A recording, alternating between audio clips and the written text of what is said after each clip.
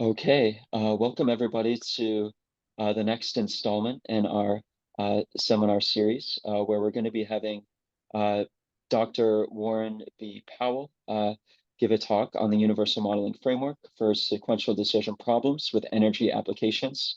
Just as a brief background, Dr. Warren Powell is a professor emeritus at Princeton University, where he taught for 39 years and is currently the Chief Innovation Officer at Optimal Dynamics. He was a founder and director of Castle Lab, which focused on stochastic optimization with applications to freight transportation, energy systems, health, e-commerce, finance, and the laboratory sciences supported over 50 million in funding from government and industry. And he's pioneered a new universal framework that can be used to model any sequential decision problem, including the identification of four classes of policies that spans every possible method for making decisions. And so he is also a fellow of Informs and also recipient of quite a few awards. And so with that, thank you so much for joining us, Dr. Powell, and we look forward to learning from you today. Thanks, Nathan. And I appreciate the Data Mining Society for the invitation.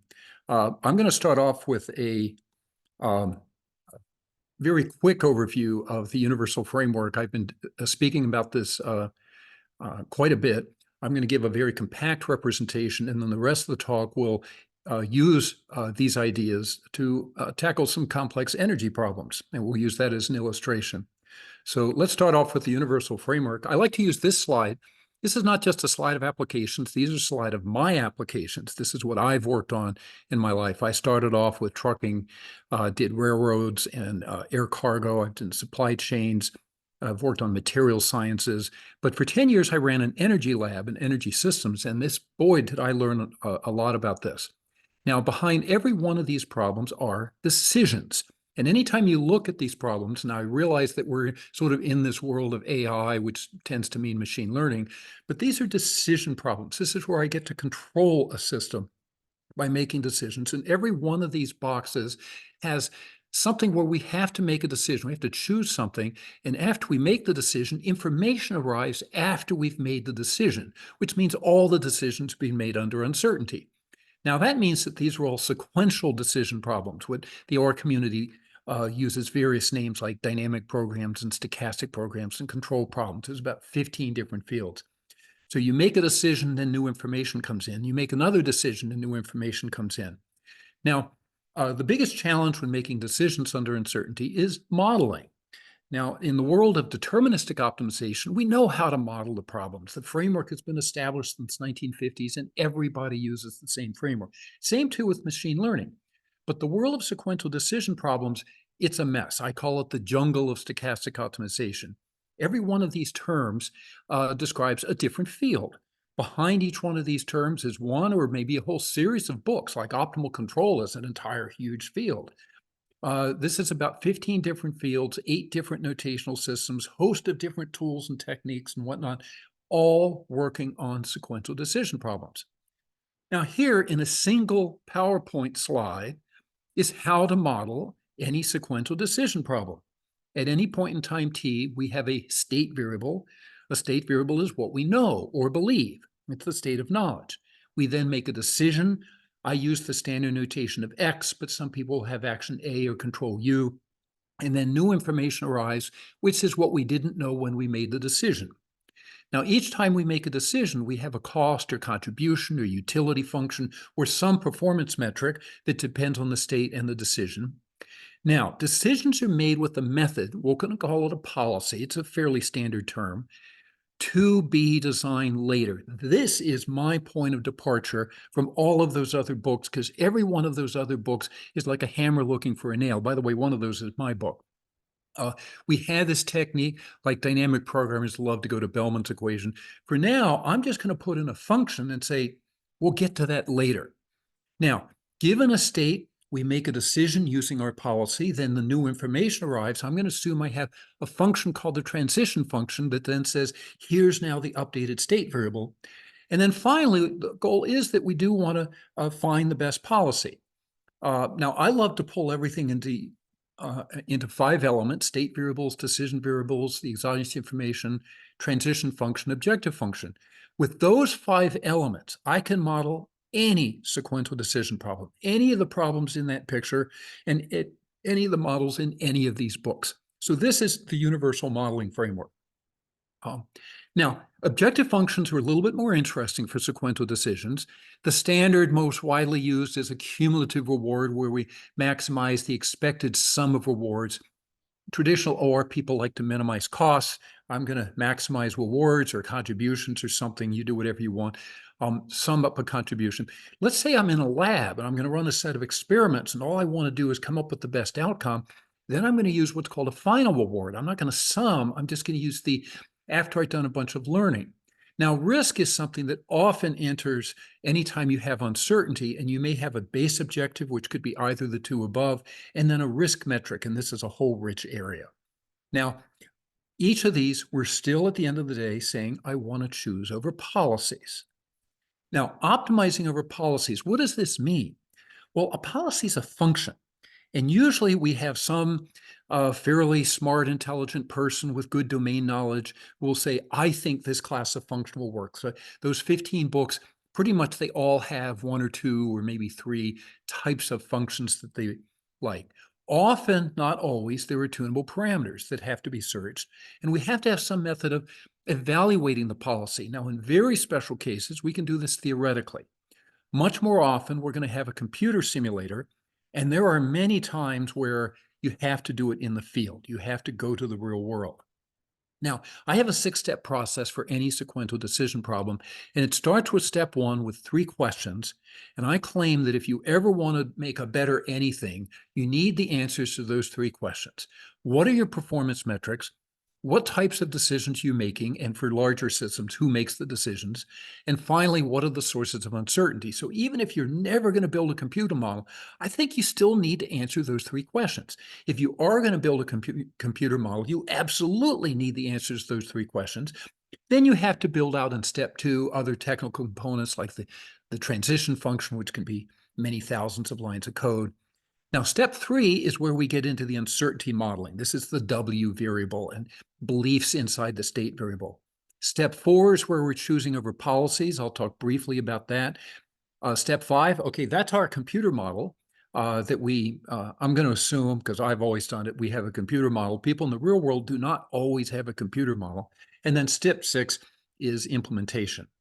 Now, let me talk something about uncertainty. In my new book, Chapter 10, I think my Chapter 10 is the only stochastic optimization book with a chapter dedicated to stochastic modeling. Now, there's an entire field called uncertainty quantifications.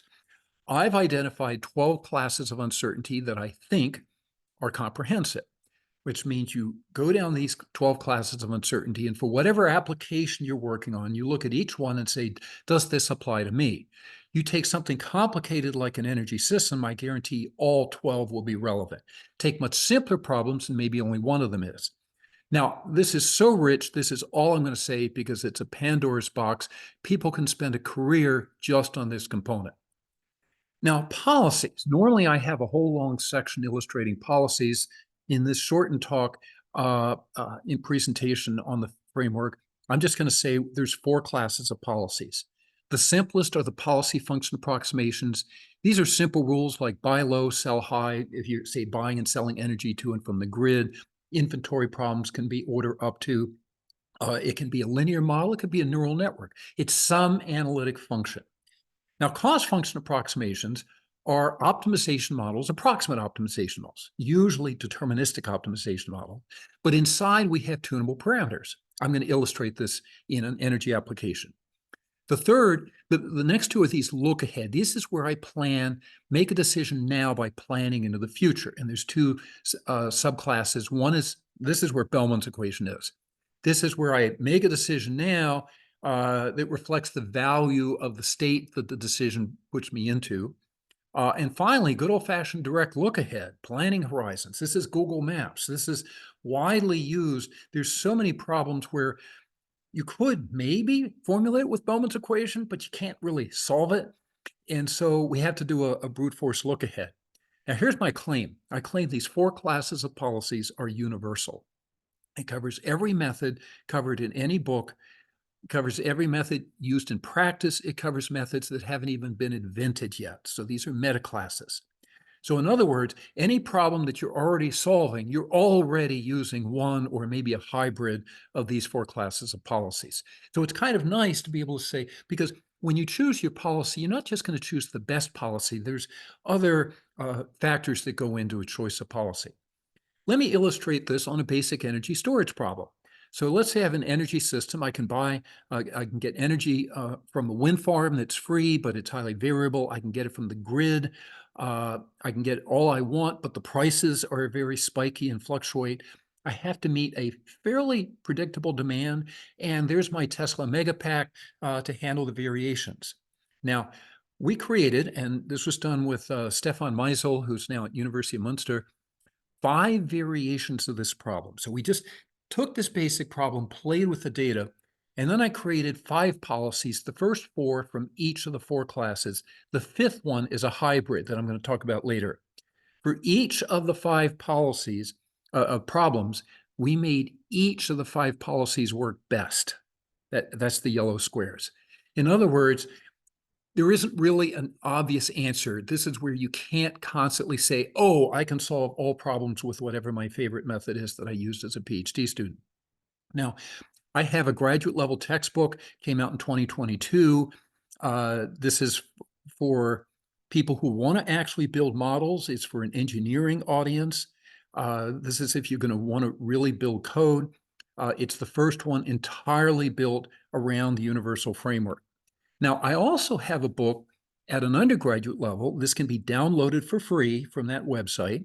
So far, I have 11,000 downloads. It uses a teach by example style. I wrote this specifically for an undergraduate course, and I'm now getting emails that people around the world are starting to adopt it.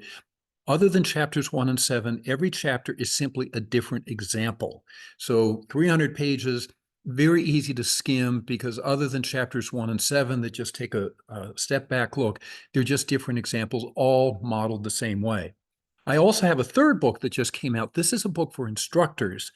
And what I did was I wrote this book for anybody wanting to teach an introduction to optimization course. Think undergrads or master's students. This is not for people teaching PhDs. And this is for students where maybe this might be a course where you might teach linear programming, but in my outline, I have 11 topics. I don't get to linear programming until topic 11, until topic 7. The first 6 topics are primarily simpler problems, typically all on sequential decisions. So this is a new way of teaching. By the way, by November 1, you can download this one for free as well.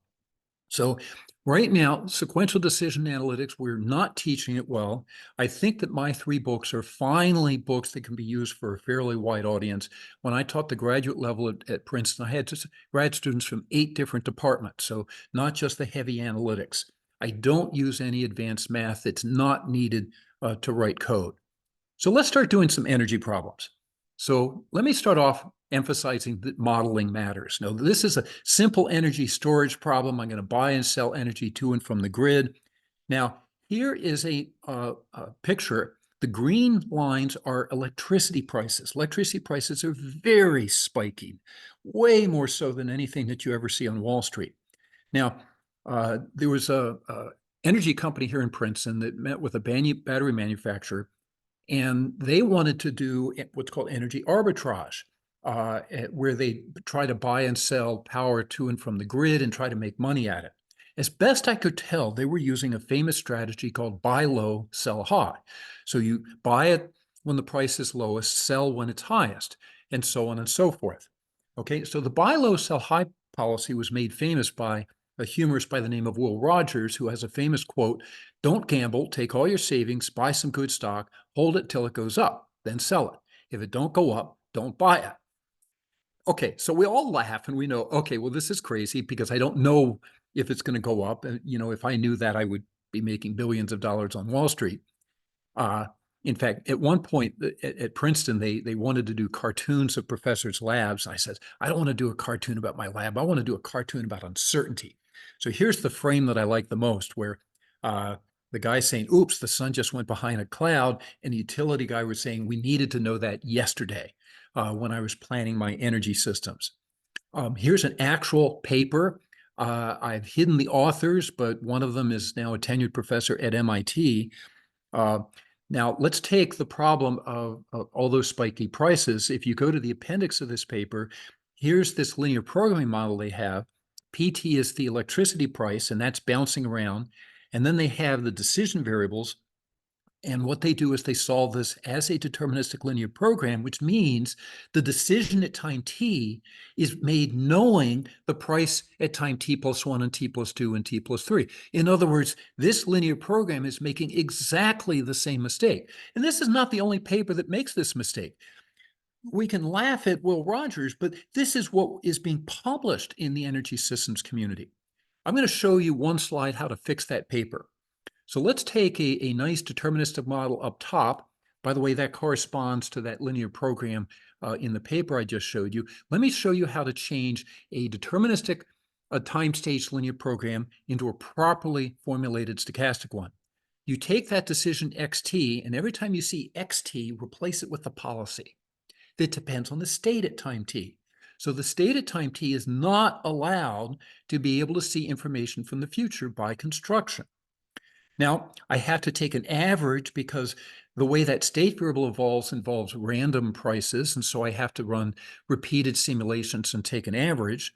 And I also have to optimize over policies, which is where I'm going to choose from my 4 classes of policies. It's not that hard. It's very simple. You don't need advanced math skills. Okay, so let's do an energy storage model example. So here's a fairly realistic problem. I've got an energy system. I can get energy from my wind farm, or I can buy it from the grid. I've got my battery in between. I'm serving a load. I'm going to first show you how to model this system. Now, remember, I have the 5 elements: state, decision, exogenous information, transition, objective. I want to build the state variable. Now, when you actually sit down to model a problem, I'm going to say you do the state variable last, because the state variable is all the information you need. Well, I have to go through the rest of the problem. So I'm going to step through the other elements of the problem. And every time there's information that goes in the state variable, I'm going to put a red box around it. So here's decision variables. My decision variables has flows. They're subject to various constraints. The right-hand sides of those constraints is information known at time t that goes in the state variable. Now, the exogenous information for this problem does not have any state information. This is just the new information that comes in. Transition function has energy in the battery. What is the current level of energy from the wind farm? What is the current price? I need those 3 elements. And the objective function, the price. I have to know the stochastic price. So let's pull everything together here. And what we're going to do is pull up all those pieces of information, and we see a state variable with 4 elements. Okay, so that's a very basic problem. All right, let's take a look at a slightly more interesting problem. Let's assume that our price model is a time series model where the price at time t plus 1 depends on the price at time t, t minus 1, and t minus 2. The state of my price process, some people will say, oh, it's the price, PT. No, that's not true. The state of my price process is P bar T, which is PT, PT minus 1, PT minus 2. The state variable is all the information you need to model the system going forward. I need that trailing history of 3 prices. Now, when I do that, and I go back and build my state variable, I have the original information I had from before, but now I need PT minus 1 and PT minus 2. Now I have 6 variables in my state variable. Let's do something a little harder. Let's assume that in addition to my prices, the coefficients theta, I don't know what they are. I'm learning them adaptively as I go on, and I'm going to use recursive least squares from my statistics book. So this is the bunch of equations. We don't need to read these equations. You just see that they're recursive equations, and all I need to know is what information do you need at time t to compute what I need at time t plus 1. Turns out there's 2. There's theta bar, which is that vector of 3 thetas. That's my current estimate as of time t. And then there's a matrix M, which is 3 by 3. Okay, so now I need those 2 pieces of information. So now I have all the other information that I used to have in my state variable, plus I've got the theta bar and M. I need those 2 additional elements. So if I break this state variable down, I have what are called physical state variables. I like to call those R sub t. I have other information, the prices, And then I have belief state variables, the theta bar and the m.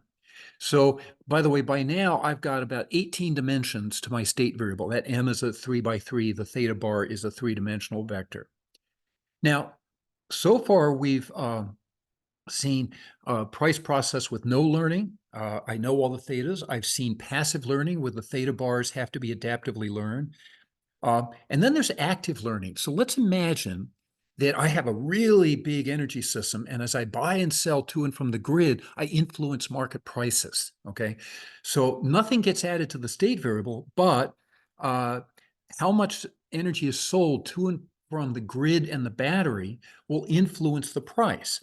Now, let's imagine that I have a demand as a function of price, and I have a likely revenue curve. And if I wanted to maximize the revenue, I would pick that middle point. Now, let's say I don't really know the demand as a function of price. It could be any one of these three lines. Let me just pick three. Now, depending on which of the three lines is the truth, I end up with three completely different revenue curves, which each indicate a very different price that is best. So here, the price that I'm choosing will not only influence what I learn about that demand response, it will also influence how much money I'm making. Now, on the far left, well, if I just go with what I think it is, I would try to prices near the middle because I'm going to make the most money, but I'm not going to learn what the right curve is. If I really want to learn the right demand response, I want observations at the endpoints. That's how I can learn a line best. The problem is that's where the revenue is the lowest. What I'd really like to do is the one on the farthest right. I want to get prices in the shoulders, which is a little off from what seems to be optimum, where I can learn with a small reduction in revenue. And so I'm striking a balance between the two. That's called the exploration versus exploitation problem. Okay, now let me deal with something that the OR community has to be familiar with, something called rolling forecasts. And I have not been able to find, other than just a tiny handful of papers that have attempted to deal with rolling forecasts. So with energy, we know we have time of day, we have diurnal effects, we have the patterns of the sun going up and down, and we have human patterns. This is a non-stationary problem. Now, what we're going to do is, let's imagine that I have rolling forecasts. So here, in this case, my exogenous information, I'm going to assume that I have a forecast of what the wind is, and the WT plus 1 is the difference between the forecast and the actual. Now, if I'm at time t, looking at the energy at time t plus 1, I'm going to say, well, that's the forecast plus an error term. Well, the forecast also evolves. So the forecast of time period t prime in the future as of time t plus 1 will equal the forecast as of time t plus the perturbation in the forecast, because the forecast is going to change. This is what we mean by a rolling forecast. So that means that in order to understand the energy at time t plus 1, I need the forecast at time t for time t plus 1. And if I'm going to update the forecast, I need the rest of the forecast. And let's say I have a vector forecast of 24 elements going off into the future. So this f variable is a 24-dimensional vector. So now if I do my state variable, I've got all the other variables. It's about 18 of these, plus my 24-dimensional vector of forecast. Now I've got a 42-dimensional vector. By the way, I have what could be called a frequentist estimate of the prices and possibly a Bayesian estimate of the forecast, because I may have a distribution of belief about how good that is. So let's talk about how to do energy storage with rolling forecasts. So here's my energy system with the wind farm and the grid, and I'm trying to meet the building. Now, this is real world data. It's a 24-hour period. The black line is the actual energy from wind that I learned after the fact. My forecast as of midnight for the entire day is that dark blue line.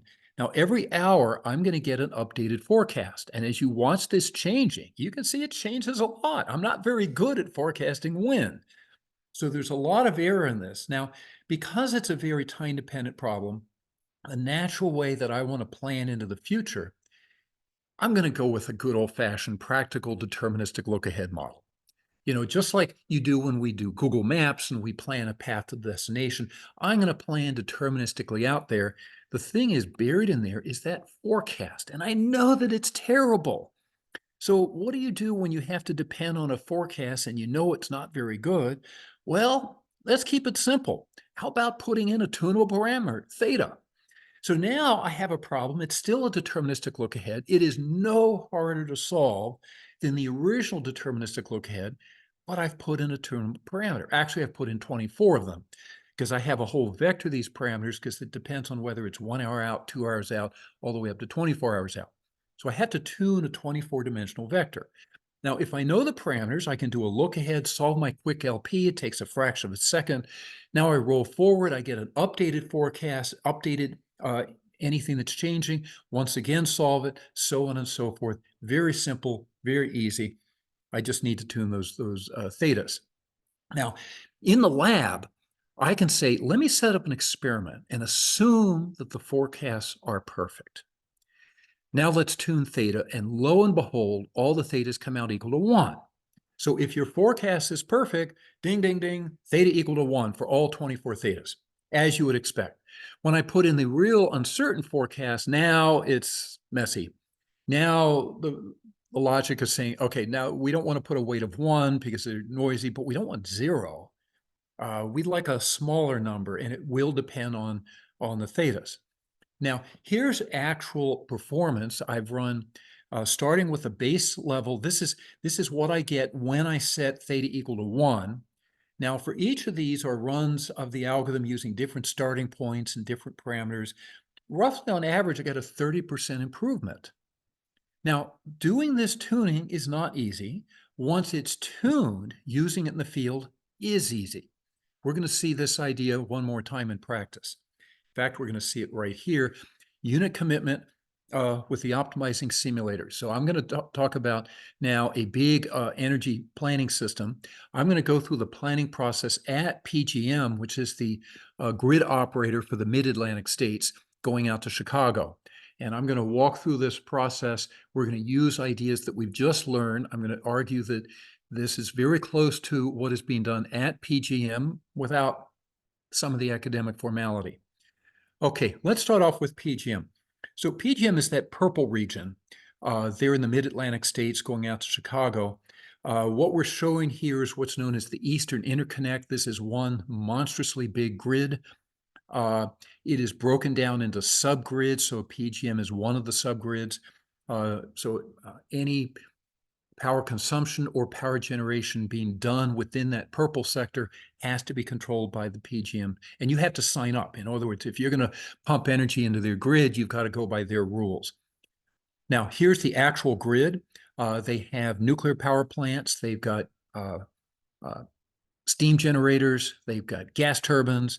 They've got wind farms all over the place, solar panels, even some hydroelectric storage where they pump the water uphill. Now, the planning process is once a day around noon, they fire off this monstrous big planning model I'll talk about later, and it plans basically the steam generation for tomorrow. So this is a day ahead planning process. Then every 30 minutes, it plans an hour out, and then every 5 minutes, it does some fine-tuning adjustments. The first two will have decisions to turn generators on or off, as well as when they turn on and off and how much. The real-time planning is always tuning. They don't turn anything on or off. So the day ahead, we sit at noon, and then what we're really doing is we're planning for midnight to midnight of the following day. There's a warm down period, and this is done on a rolling basis. The intermediate unit commitment problem is done every half hour. So we might sit at 1:15. We're going to plan several hours in the future, but we're only going to implement 1:30 to 2 o'clock. We're going to do this on a rolling basis every 30 minutes. Here's how this breaks down. From 1:15 to 1:30, we're not allowed to turn anything off or on.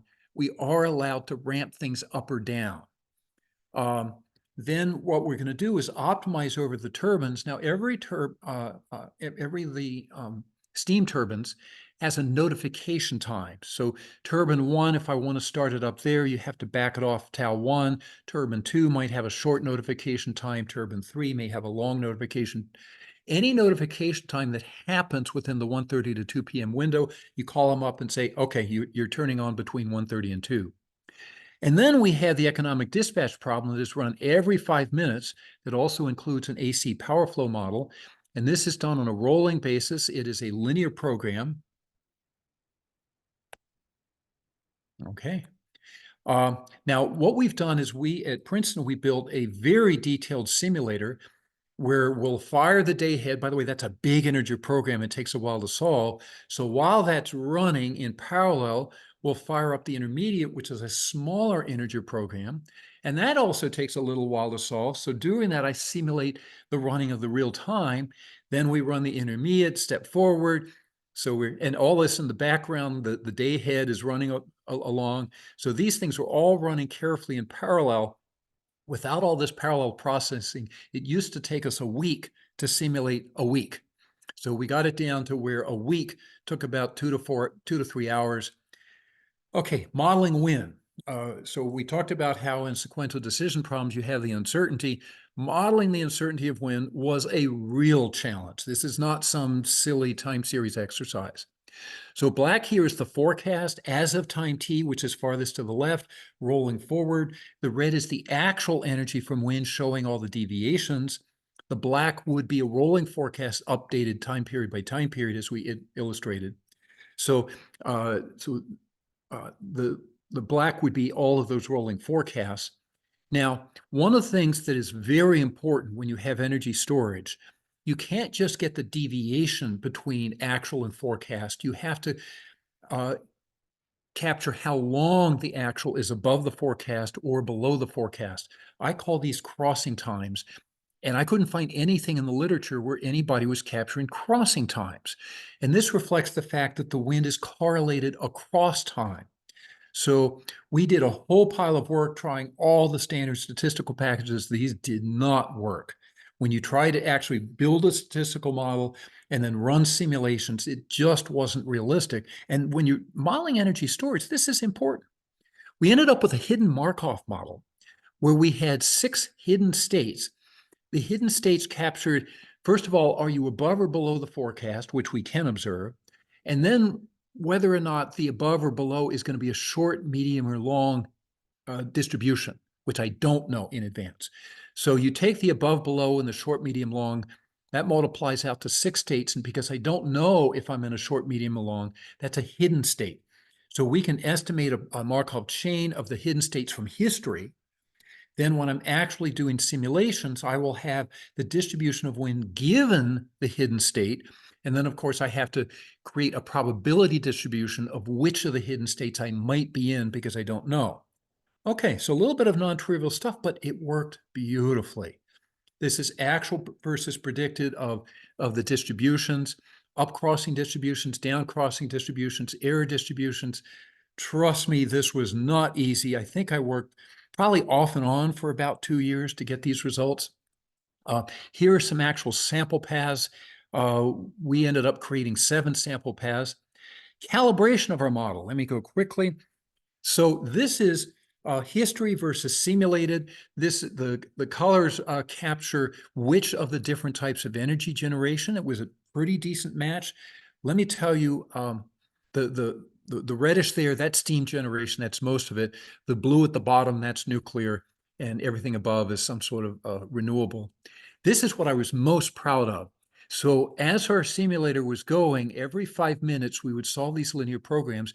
These are the linear programs that capture the grid prices. They're called locational marginal prices, or LMPs. These are basically dual variables. And what we did was we took 4 months, peak winter, peak summer, and 2 shoulder months. And what we got with no tuning, okay, this was really amazing. Notice the spikes. We don't exactly predict the spikes, but look at the behaviors. The behavior in January, actual versus predict, we had a similar pattern of spikes. Really proud of July. That's our toughest month. I'll come back to that. That is where we had the biggest heat waves. and we got really nice replication of the peak prices. We didn't have to sit and tune things just to get this right. It just worked. So now we have to do the planning ahead. This is now where we do the decision-making uncertainty. So when I sit on Monday planning for Tuesday, now I'm talking about the steam generators. I will have to plan for tomorrow who gets turned on, when they get turned on, and how much they're turned on. And so what we have to do is create a whole schedule for every one of these generators, planning in the future, given all the uncertainties of the future. Now, we have a base model. In my lab, the base model is a simulator, and we spent a lot of time building and refining that simulator. PGM does not have a simulator. They have the real world, so that's what they use.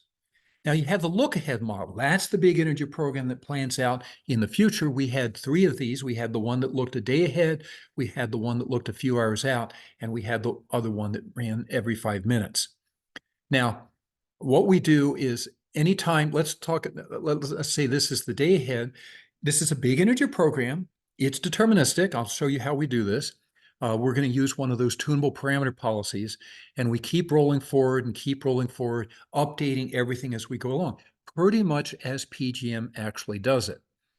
Now, there was a ton of interest a few years back that all the people from OR in stochastic programming got excited, says, oh my God, planning for renewables, that's stochastic. Of course, you have to use stochastic programming. So they would do, okay, so I've got 5 scenarios of what the wind might do. They did 20. And what this does is it takes a big integer program and makes it 20 times bigger.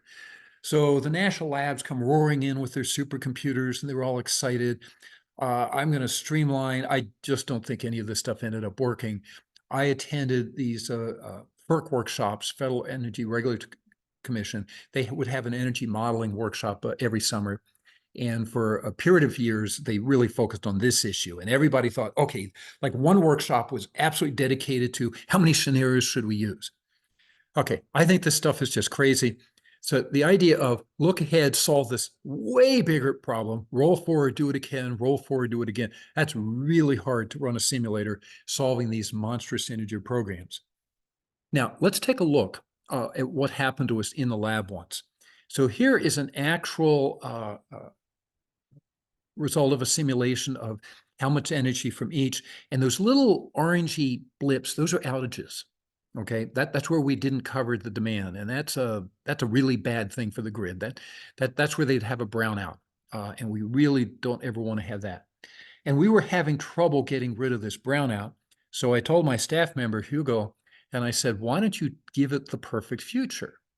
And so he did. Now here's what's going on. Underneath the surface, we have these various rolling forecasts. Now, the problem here is not forecasting for tomorrow. The problem here is forecasting an hour into the future, because forecasting the steam generation, well, if I get that wrong, I have the gas turbines, and the gas turbines are planned an hour out. Now, how do you do forecasting the future for an hour in the future? They use a German software vendor that had expertise in forecasting, and the way they forecast an hour out is they take whatever the wind is doing now, and that's the best that they could do. Look at that blue line. That's the actual wind. Look at the red line. You can see that the red line is always what the blue line was an hour earlier, okay? Which means if the wind is dropping, we are constantly overestimating. Nobody's been able to beat this. Okay, this is state of the art. Once you get to 2 to 3 hours out, then they start to kicking into gear using meteorological models, okay, where they actually start simulating the wind. But to simulate an hour or 2 out, the meteorological models are not very good because they don't know the state of the wind right now. Okay, so meteorological models are good for capturing storm systems and major weather shifts. But as far as doing just an hour or 2 out, the best thing they can do is look at what the wind is doing now, and they haven't been able to beat that. So let's take a look. We've got our outage there. Now, you see this dip in the wind. Now, what if we tell the computer that we're going to have a wind dip? Let's take a look at what happens. Now, see, this is what happens when we tell the model that there's going to be a dip. Let me go back. There's before, there's after. So the outage went away, but notice the change. by saying that there's a wind dip at that point in time, the only thing changed was the energy generation from slow power at that one point in time. Well, what if the dip wasn't at that point in time? What is it? Was it 2 p.m. or 5 p.m.? There's that dip could have happened at any time of day. And that's when I realized sampled snares would never work as a production system. You just can't do it. Now, here's our look-ahead model. This is what the utilities are doing. This is X. These are steam generators. This is what I'm planning today for steam generation tomorrow. And by the way, this is my gas turbines. Now, gas turbines are not planned a day in advance, although in the day-ahead model, I still have to plan gas turbines. When I do that, I'm planning as if I know the wind in the future, okay? Now, what we're going to do is, this is a policy, okay? It's a look-ahead policy. I call it a DLA. Now, what we're going to do is, instead of using that basic deterministic look-ahead, we're going to put in some tunable parameters. This is what PGM does. This is what everybody does. We're going to put in some tunable parameters because we say, you know what? Because I don't know that the wind might dip, I don't know when it could dip, but it could dip almost anywhere. I'm just going to put in buffers everywhere because I just know that's the structure of the problem. So this is two parameters that I'm going to put in to allow for this uncertainty. By the way, I have to plan for the wind might dip or the wind might surge. So I have an up and down version of this. So what we've got is a stochastic base model, call it a simulator. I have a parametric CFA policy. Actually, it's a combined cost function approximation and direct look ahead. So there's my parameterized policy. And I have to tune the policy, which in this case, me, the human, has chosen the structure, and then I need an algorithm to choose theta. Now, in practice, PGM really does this tuning. They don't tune it with an algorithm. They do it with a smoke-filled room. Anyway, here's our problem where we've got outages all over the place. Okay, so we've got all kinds of outages. Now, what I'm going to do is I'm going to go in and put in those parameters and look at what happened. We uniformly increased the amount of gas everywhere, 2 tunable parameters, and got rid of every single outage. And it's no more complicated to solve than the original deterministic look ahead. Okay, what I'm really doing is formalizing what PGM actually does. And I think this is an approach that has been widely overlooked. The stochastic programmers hate it because they call it a deterministic heuristic and it can't possibly work. Think of it as the optimization version of what you do in machine learning. You take a structured model, put in tunable parameters, and then tune it. It's just in this case, we're tuning it to optimize an objective function as opposed to fitting data. I think it's perfectly valid. Go to tinyurl.com/CFA policy. One more time, tinyurl.com/CFA policy. I have a web page that explains everything. Okay, so now let's close out by showing how we used all this methodology in an actual study jointly with the University of Delaware, funded by Department of Energy. The project had to do with studying offshore wind off the shore of New Jersey. There's a lot of wind in the continental shelf, in our eastern continental shelf. This is energy power at 5 different build-out levels, and you're going to see me using these 5 different build-out levels, and all the way from 8 to 78 gigawatts of wind. Okay, so all of those colors depend on how many build-out levels. This is wind power, not wind speed. Wind power moves with the cube of wind speed. So as wind varies, the power varies much more dramatically. So University of Delaware created these 5 build-out levels. They got very ambitious with the 5th build-out level at 78 gigawatts. I think New Jersey is struggling to get to 2 gigawatts. They did a very careful study of where you can put wind, because you can't just put it anywhere. The continental shelf is a very complicated area. We created a number of wind scenarios. We took 4 months, peak winter, peak summer, and 2 shoulder. We used a meteorological model, created simulations of weather systems. We did that for 3 different weeks in each month over the 12 months. So we have 12 weather scenarios. And then for each weather scenario, we created 7 simulations of what the wind might do. So here's our 12 meteorological scenarios. So storm systems come in. So basically, this is capturing storm systems. So when it's peaking up, that means some sort of a storm is going through, and otherwise it's sort of down low. And then what we did was we randomized the wind paths around each meteorological system. So we have 7 wind scenarios times each of the 12 meteorological scenarios. So we have 84 total simulations that we run. Now, every time we run the simulator, we're running for 84 simulations. This is 5 build-out levels plus 0. The blue line here, this is when we run it at the base reserve levels that PGM already uses. This is the percent out of the 84 scenarios. So at level 0, everything works fine, no outages. At level 8, the base PGM, we had outages almost 40% of the time. Now, if we could optimize the reserve, those outages went away. And then we also did runs where we had perfect information. Now, as you get to levels of 28 and higher, we're always out. Now, this is always for the months of January, April, and October, which leaves July. So July was a little more interesting. July was absolutely harder. However, we found that when we optimized the reserves, we could get rid of all outages over the 84 scenarios up to 40 gigawatts. We could not get rid of it for 55. I think it's because we just didn't have enough generation capacity.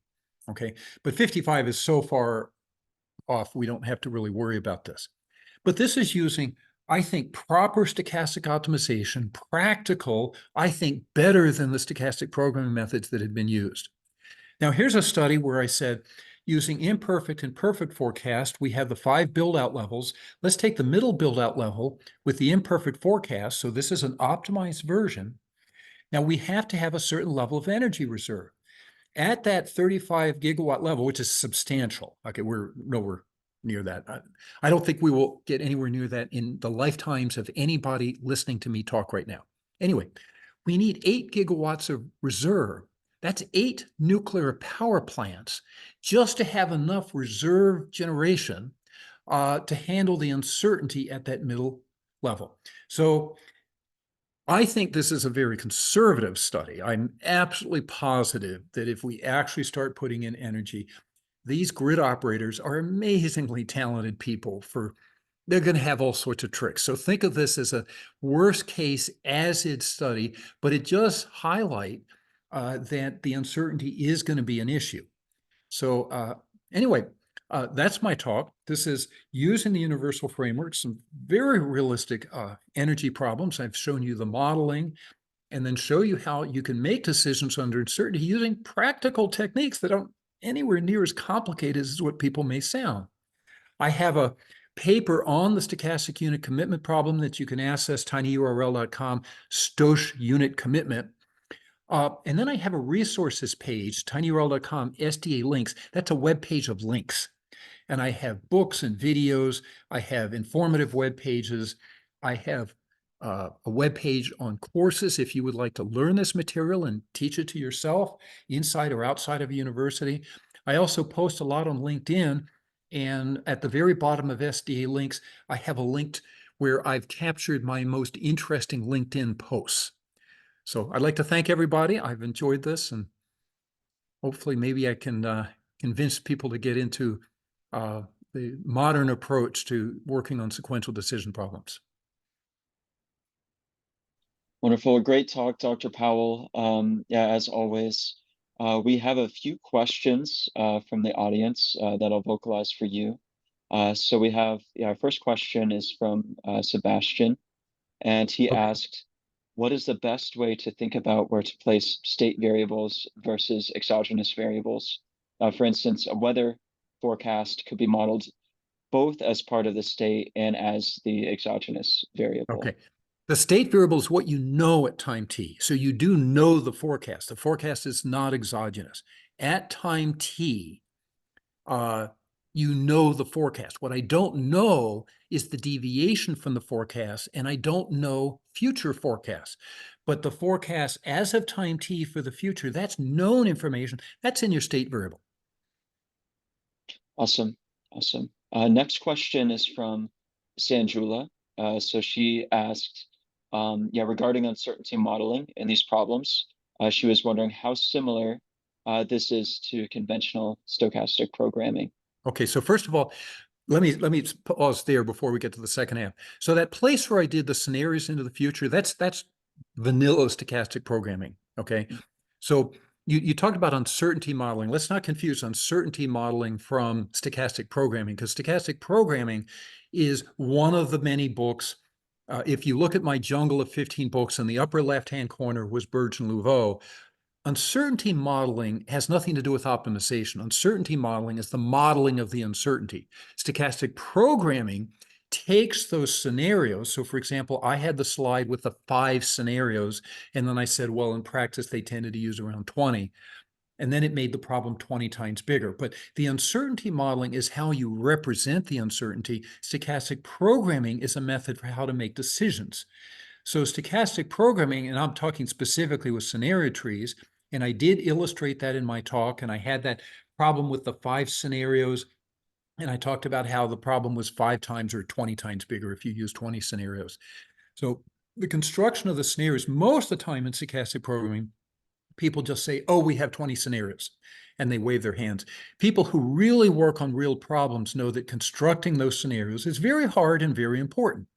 However, if you want to make a decision and you've decided that your problem is the kind of problem that has to be solved planning into the future, then you have to have a sequential decision problem. May I urge you to purchase my big book from Wiley? Sorry, I don't have a free version of that. You have to get it from Amazon. It's called Reinforcement Learning and Stochastic Optimization. Please look at chapter 19.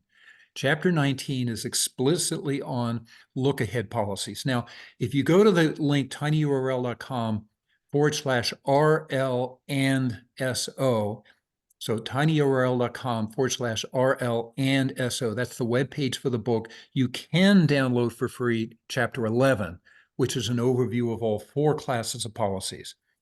But when there are problems that need a look ahead, that's chapter 19, and I'm going to ask you to invest in the book. So in practical applications, consider ambiguity in the probability distribution of the uncertainty. Generally, I often do that when I'm doing Bayesian modeling, okay? So, like if I'm doing wind forecasts, that's something where I'm like, look, I have a forecast, the actual won't equal the same thing.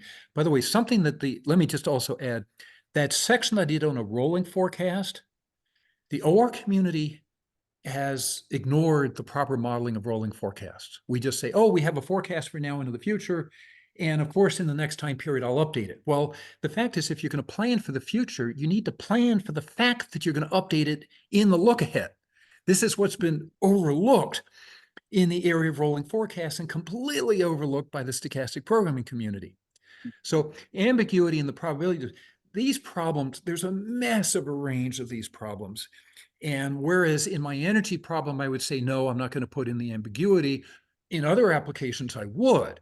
But that's just a different form of the uncertainty. So for example, you can say I have a probability distribution. I'm going to sample from that distribution. But guess what? I don't know the mean.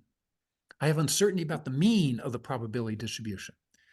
So chapter 10 of my book is a baby introduction to uncertainty quantification. I call it a 40-page chapter that should be a 400-page book. Anyway, let me move on. Yeah, so next question is yeah, also from Sebastian. So he asked, instead of considering parameters such as theta as part of the state, it could be considered internal to the model policy that provides the next action based on the state. What is the best way to think about this? Okay, I'm going to say, if you know theta and it's fixed, fine. Then theta is just a fixed parameter. But if theta is being adaptively updated, then I would say, no, you can't do what you're saying. It is a part of the state variable. The information is changing over time. There is a lot of confusion about state variables. I have in my tinyurl.com/SDA links, I have a web page on state variables, and it's tinyurl.com/on state variables. I have a whole web page on state variables.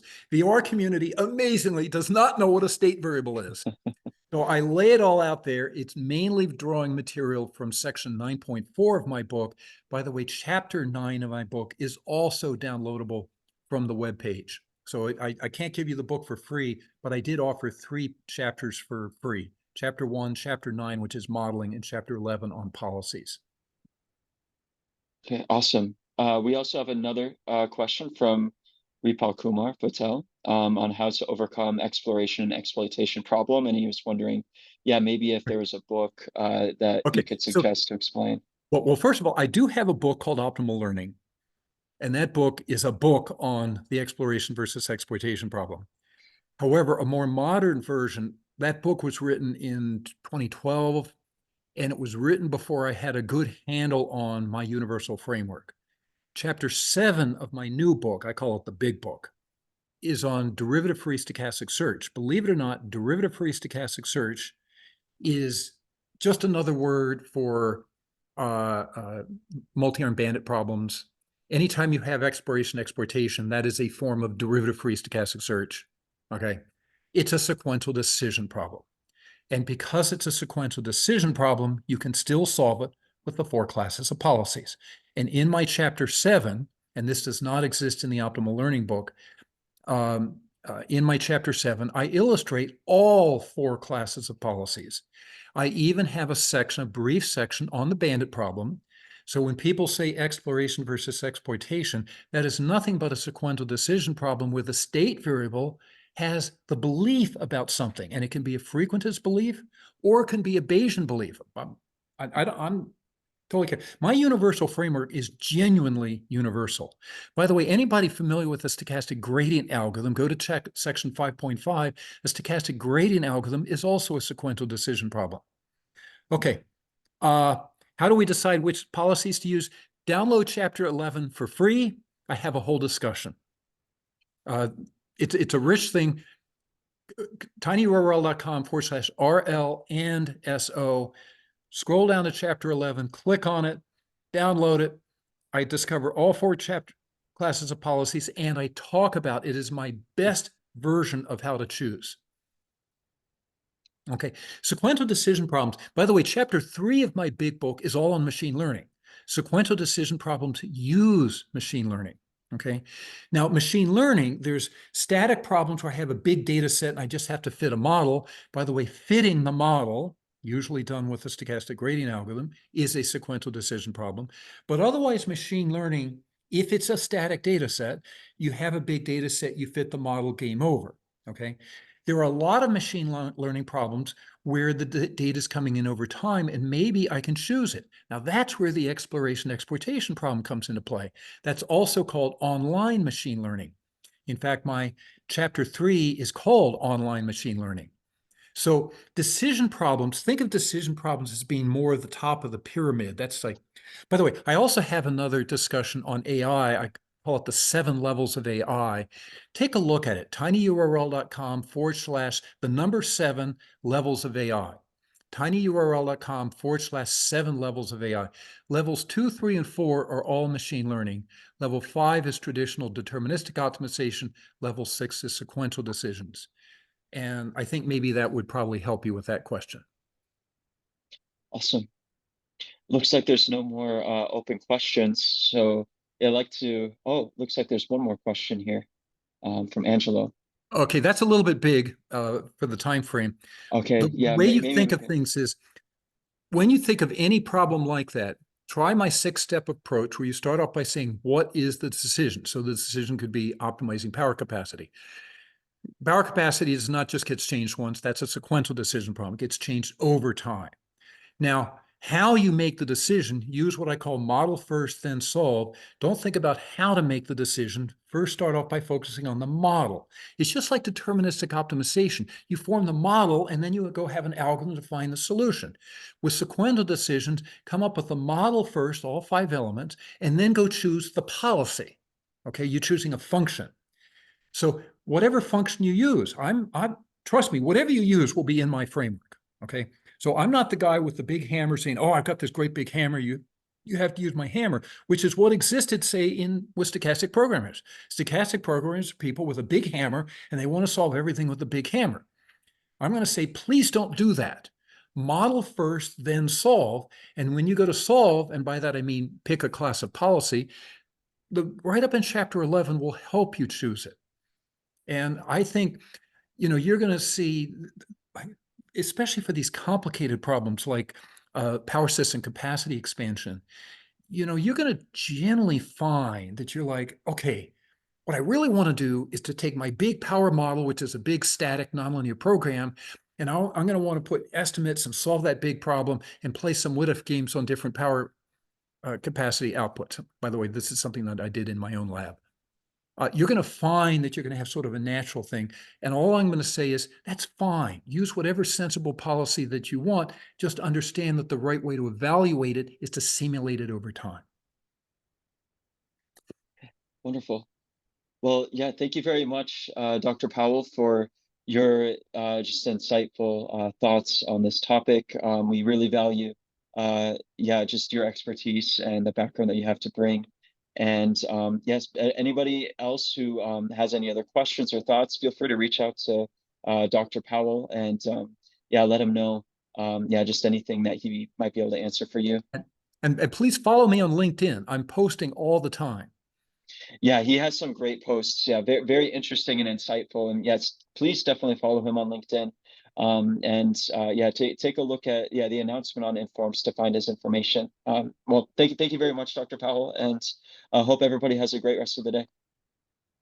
Thank you, Nathan.